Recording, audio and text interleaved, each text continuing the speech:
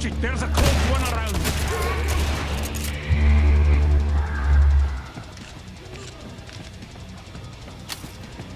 There's a cloaked monster nearby.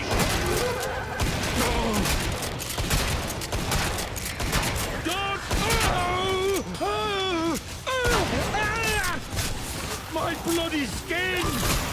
Something for your Watch out. I got a chance to kick around a preview build of Killing Floor 2 by Tripwire Interactive. The game had a few levels unlocked, and it let players tinker around with current classes in the game. What I got to see and play was a pretty solid build and was highly polished, which is super refreshing for a beta. The premise is a lot like the original Killing Floor. It's a cooperative survival game. Kill Zeds, live through the round, use cash to buy better equipment and replenish supplies, rinse and repeat. Experience from the rounds can be used to unlock perks for each class, and right now there are 4 different classes for players to pick from. Berserkers prefer melee weapons, Commandos prefer heavier weapons, Support class helps with operational tasks like welding doors shut, and Medics, well, they heal people. The game ran super smooth at 60 frames per second or higher at all times on my rig. The monster models all look great and appropriately gory and disgusting and laced with a lovely layer of B-horror film schlock. Body parts explode, and when the game goes into slow motion, it almost turns into a ballet with detritus and bullets. The challenge is pretty high. I played with several groups, and every time the final boss wiped the floor clean with us. Could be because of a few things. Skill, not properly leveled up, playing with strangers instead of friends and not using mics, you get the idea. But that's what makes Killing Floor so great. It doesn't hold your hand. If you're not careful, you'll be dead in a second. There's already a nice variety of weapons, big ones, little ones, and melee weapons, and of course grenades. There are 7 character models to choose from, each customizable with their own outfits and knickknacks.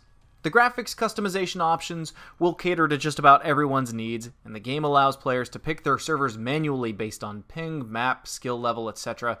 in a classic server selection menu. Thank God.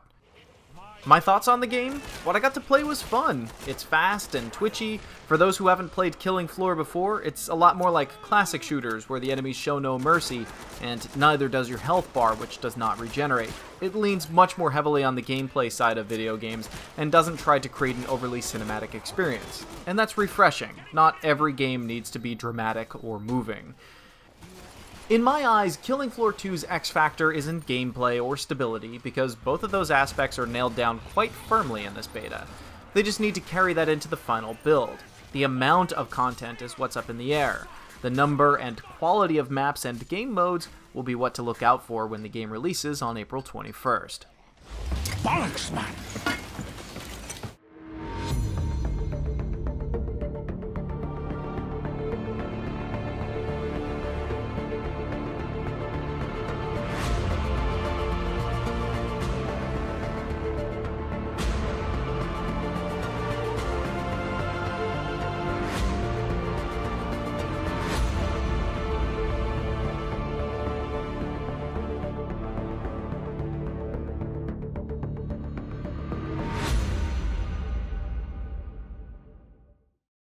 This video is made possible through generous fan donations on Patreon.